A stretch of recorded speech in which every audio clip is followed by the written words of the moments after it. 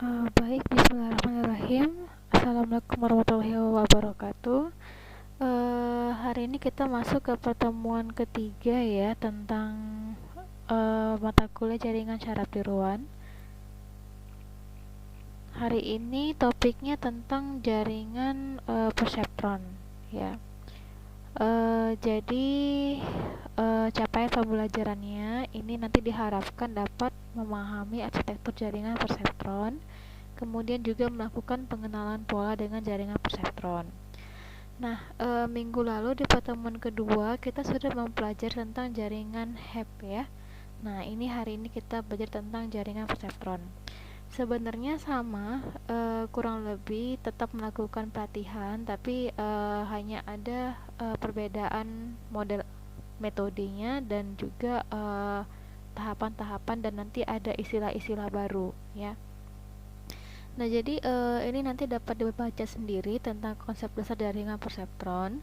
Nah, di sini sekarang pada perseptron ini nanti akan ada perubahan bobot ya. Kalau misalnya persyaratannya pelatihan kita itu hasilnya tidak sama dengan target yang ingin dicapai.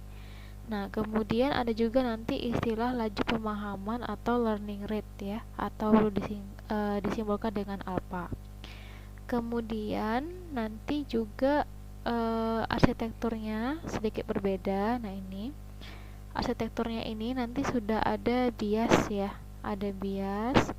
Kemudian inputannya ini sudah lebih dari 2. Kalau yang lalu di HEP itu masih sederhana, masih 2. Nah, ini persatuan ini bisa lebih dari 3 dan seterusnya ya.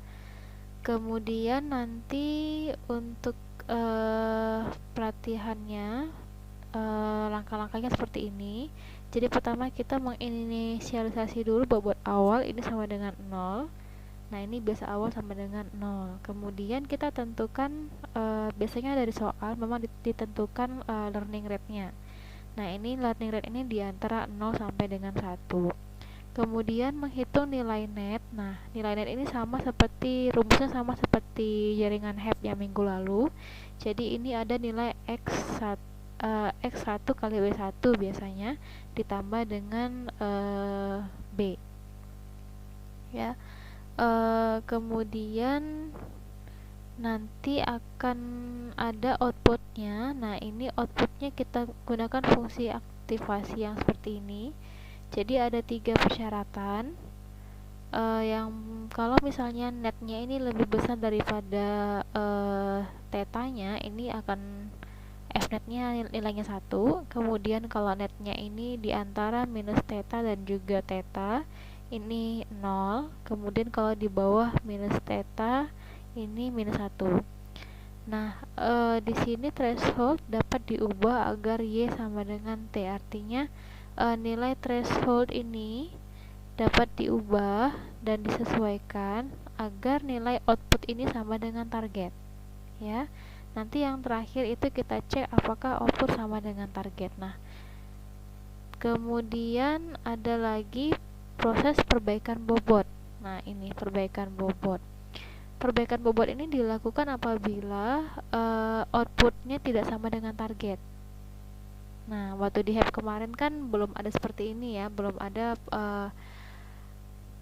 ada proses menyamakan nilai output dengan nilai target. Tapi kalau di perseptron perubahan bobot ini tergantung dari nilai target dan juga nilai outputnya. Kemudian rumus perubahan bobot ini adalah seperti ini. Ini bobot yang baru, nanti ini nilainya bobot yang lama ditambah dengan perubahan bobot ya, atau delta bobot. Kemudian bukan hanya bobot yang diupdate atau yang diperbaiki, tapi juga untuk biasnya. Nah, biasnya ini juga bias yang baru, ini adalah bias yang lama ditambah dengan delta bias atau perubahan bias ya. Di mana rumusnya perubahan bobot itu atau delta W ini adalah alpha theta kali X1. Kemudian kalau delta bias ini alpha kali theta saja. Kemudian nanti tahap ini akan diulangi terus-menerus apabila output itu belum sama dengan tadi. Di dalam pelatihan jaringan Serapiron ini ada nanti namanya epoch. Epoch ini kalau kita satu kali pelatihan nanti namanya satu epoch. Kalau misalnya 2 kali pelatihan namanya 2 epoch. Jadi nanti ada epoch pertama, epoch kedua, dan seterusnya. Nah, kalau misalnya pelatihan kita itu panjang sampai 5 epoch, makanya per satu pelatihan itu satu tahapan itu namanya satu epoch ya. Nanti kita lihat di contoh selanjutnya. Jadi ini ada contoh pengenalan pola fungsi logika OR dengan input dan output biner ya. Berarti inputannya 1 0 dan juga outputnya juga antara 1 dengan 0. Kemudian di mana ada bobot awal ini 0, kemudian biasa awal juga 0, learning rate 1, dan threshold 0. Nah, ini tabelnya kalau logika OR ya. Kemudian fungsi aktivasinya seperti yang tadi. Nah, karena thresholdnya 0, jadi kita buatkan di sini 0 0 0. Tadi kan di awalnya ini dia lambangnya pakai theta ya. Tadi theta itulah nilai thresholdnya, makanya di sini saya langsung kasih nilainya 0. Kemudian ini proses tahapannya secara tertulis. Jadi yang pertama itu kita mencari di baris pertama dulu ya. Nanti kita lihat di baris pertama ini proses pelatihan perseptronnya seperti ini. Jadi di sini ada masukkan target ya, ini netnya, F netnya, ini perubahan bobotnya, dan ini bobot baru. Nah, di sini ini satu baris pertama ini namanya inisialisasi. Ini yang tadi kita buatkan bobot baru untuk si X itu 0, bobot baru untuk si X yang kedua itu 0, dan juga yang terakhir ini untuk bias. Ya, kemudian di sini inputannya. Nah, per satu ini namanya ini epoch 1, epoch pertama. Target ini juga bawaan dari soal ya. Nah, pertama kita menghitung dulu nilai netnya. Nah, nilai net tadi rumusnya ini ya, X1 kali W awal ditambah dengan X2 kali W awal ditambah dengan W awal. Nah, ini yang awal ini saya ambil dari sini. Jadi 1 X1 dikali bobot X1, 1 kali 0 jadi 0 gitu kan. Nanti X2 dikali dengan bobot X2, 1 kali 0 juga 0.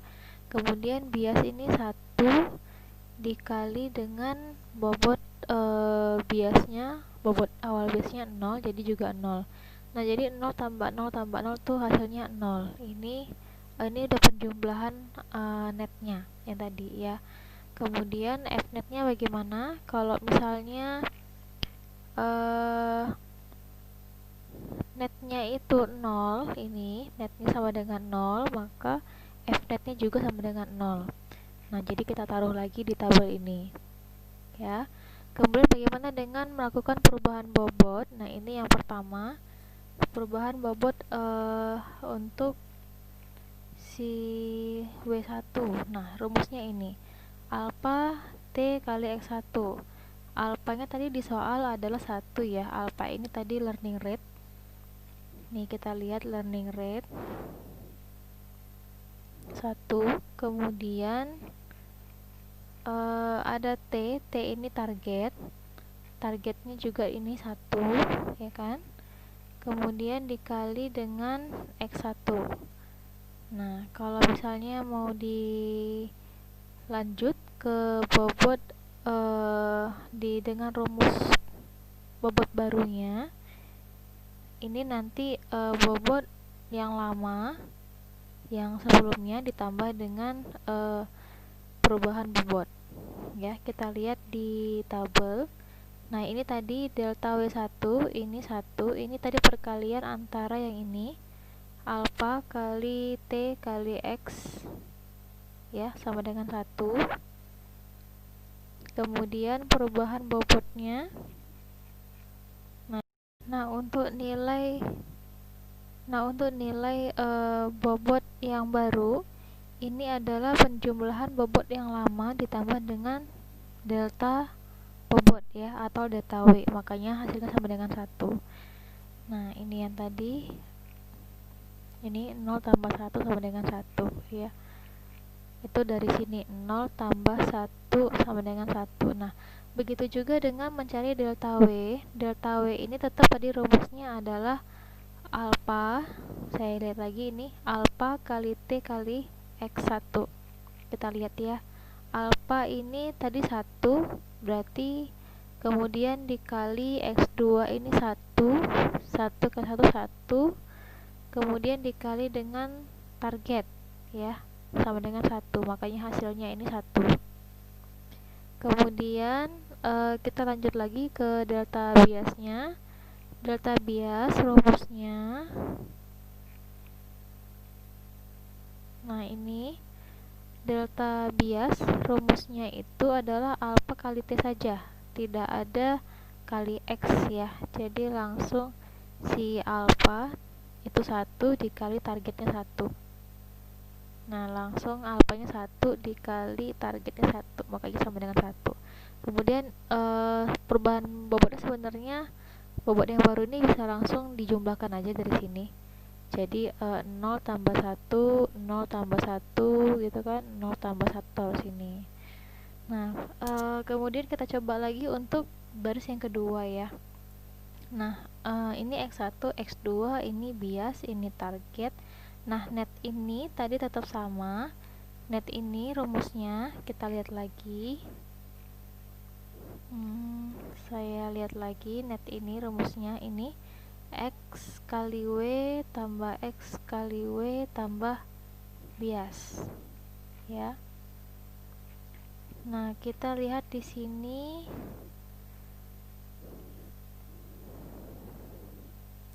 X nya ini 0 kali 1 itu berarti 0 ya, ditambah dengan 1 kali 1 berarti 1, 0 tambah 1 1, kemudian 1 dikali 1 itu 1, jadi 1 tambah 1 sama dengan 2. Nah, ini jadi dia net ini adalah perkalian antara si X1 dengan bobotnya yang sebelumnya, kemudian ini X2 kali dengan bobot sebelumnya ditambah dengan bias dikali dengan bobot sebelumnya, dapatlah ini. Kemudian net ini kalau 2, kita lihat F-netnya bagaimana. Kita lihat dari fungsi aktivasi. Jadi kalau 2 ini F-netnya adalah 1 ya. Nah, ini 1. Kemudian delta W1 ini sama seperti yang tadi. Delta W ini rumusnya alfa kali theta kali X1. Berarti alfanya tadi 1 dikali X1 itu kali 0. Kemudian 1 kali 0 0 ya, 0 terus dikali dengan T nya 1, makanya hasilnya tetap 0. Ini pun juga begitu ya, nanti mencari delta W2 dan delta delta B, sorry.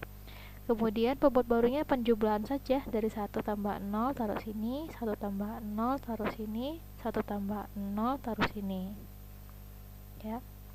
Nah, ini seterusnya sampai dengan habis. Nah, nanti di ending epoch pertama ini bobot barunya untuk X1 adalah 1, X2 adalah 1, dan X dan B adalah 1.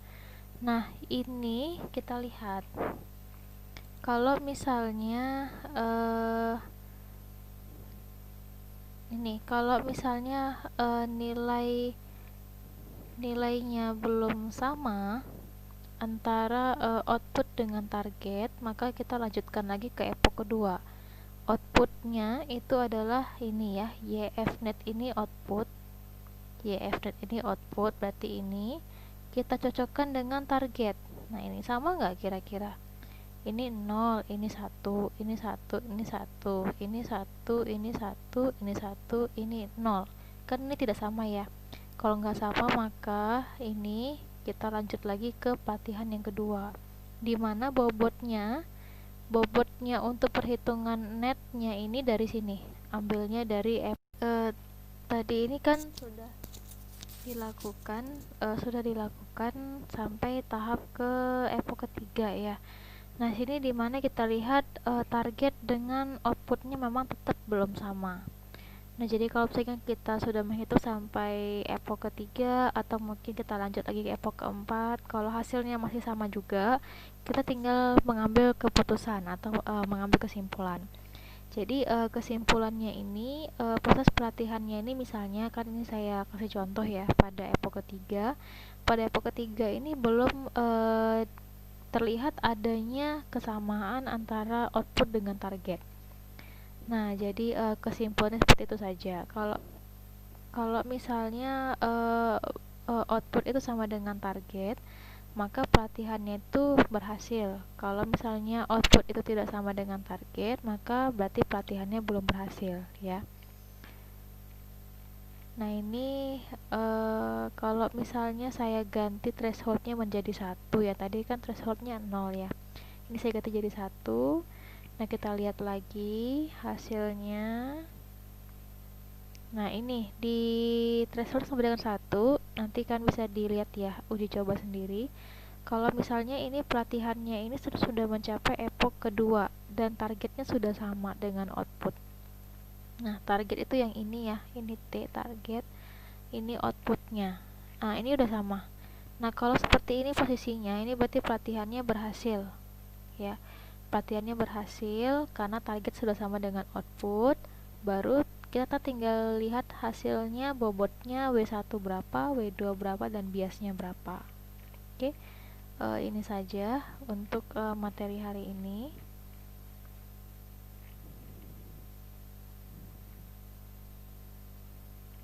Nah, kemudian ini ada latihan ya. Latihan ini boleh dikerjakan, boleh tidak. Nanti coba memahami sendiri aja dulu dengan pelatihan-pelatihan dan memahir-mahirkan ya tahap-tahapan pelatihan yang tadi ini,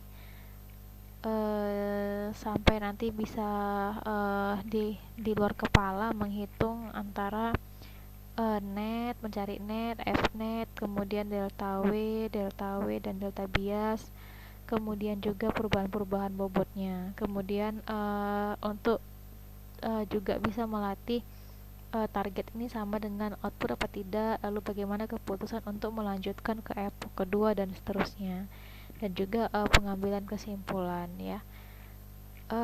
Baik, ini saja materi hari ini. Saya rasa sudah cukup jelas. Nanti coba diulang-ulang untuk pelatihan yang pelatihan yang ada di tabel ini ya, secara mandiri. Thresholdnya 0 bagaimana, yang ini thresholdnya 1 bagaimana, coba dilatih di double folio ya. Sekian saja materi pada hari ini. Assalamualaikum warahmatullahi wabarakatuh.